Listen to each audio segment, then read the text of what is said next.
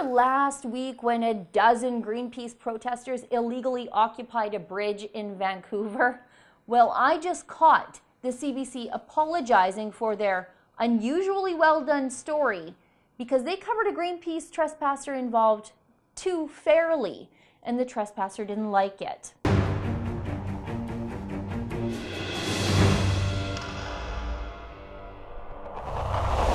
The state broadcaster did a relatively good job covering the unlawful trespass of two Edmonton Greenpeace protesters who suspended themselves from the Ironworkers Memorial Bridge in Vancouver. Those kooks were up there for more than 24 hours doing God only knows what. The Greenpeace activists were protesting, of course, the Kinder Morgan Trans Mountain Pipeline expansion. Now, I'm not sure how stringing yourself up on a bridge does that exactly, but I'm not inside the minds of these people, and you know what, I never, ever want to be. Anyway, in a rare act of journalism, CBC did their job. The CBC article covered a lot of the backgrounds of the two radicals from Edmonton, and they exposed one of them, a man named Fareed Iskandar, as someone with strong ties to the mainstream left here in Alberta. Iskandar was charged with mischief and jeopardizing the safety of a vessel. Now, CBC reported that Iskandar's now deleted LinkedIn page said he was employed as a social marketing coordinator with the city of Edmonton. Iskandar also told the CBC that he volunteered for Rachel Notley's electoral campaign in 2015. Now, the city has said that Iskandar resigned before the protest, but they won't give the exact date of that resignation. And Samara Canada, which is a group that encourages political engagement of everyday citizens, has a brief bio of Iskandar submitted by somebody else. Now, the bio says that Iskandar was a door knocker in the 2013 mayoral campaign in Edmonton, and he was the vice president external of the University of Alberta's student union. Oh, and he's an immigrant from Egypt. And the only reason I bring this up is because he weaponizes his immigration status a little bit later. Then, after the CBC story came out, this trespasser, Iskandar, who spoke to CBC willingly, became mad because CBC wasn't expressly sympathetic to his radical environmentalist worldview. I'm not making this up. So, playing the victim, Iskandar took to Twitter, tweeting that, "Here's my email to the CBC Edmonton radio producer who called me yesterday to prepare for my radio interview this morning. I'm really disappointed that CBC News is taking their lead from trolls online and are feeding the trolls with the content they want. Do better, CBC." Now, in that tweet was a screenshot of an email that Iskandar sent to the CBC producer after their coverage of him. You will not believe this email. "Hi, Ariel. I wanted to let you know that I'm disappointed I got asked where I work in spite of our phone conversation yesterday. I took a lot of risk to do this action. I am a person of color. I am a zero-generation Canadian. South of the border, we're seeing the rise of anti-immigrant movement. Stephen Harper passed legislation when he was in power, making me a second-class citizen compared to those born in Canada. Trudeau got rid of this legislation, but who knows what's going to happen in the years to come. Ford is in Ontario now, Kenney likely to be premier in 9 months. Canada is not all that different from the US as we like to think. I took these risks because I'm standing up for my beliefs. The planet is heating fast, Indigenous land rights are being trampled.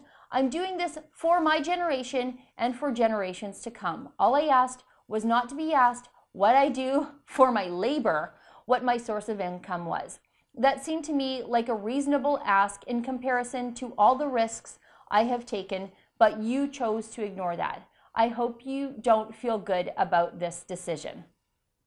Okay, that is all kinds of crazy right there. Iskandar cites the fact that he's an immigrant to our country as a reason why CBC should have been more sympathetic to his law breaking. It is true that under Stephen Harper, if Iskandar did break the law, he could have been stripped of his citizenship and deported back to Egypt. And you know what? I probably wouldn't have shed any tears about it. But Trudeau did revoke that law. And this fellow is now able to break whatever Canadian laws he wants and remain within our generous borders.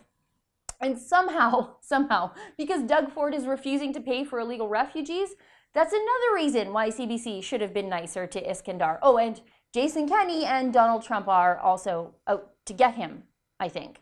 This guy is using his immigration status as a shield from criticism. When he broke the law on camera for the entire world to see, he actually sought out the attention of law breaking, and now he's using his cultural background as a reason why he should be free of any real public consequences.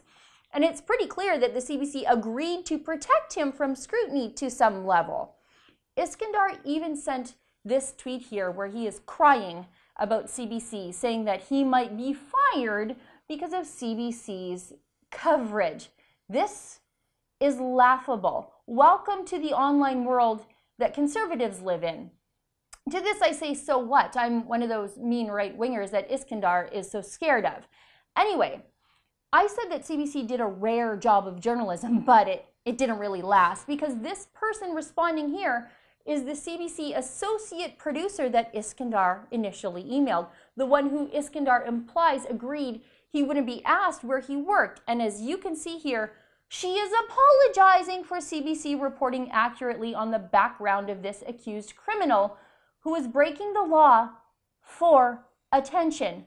Hi, Fareed. I'm writing back to you via email. I'm sorry about the situation.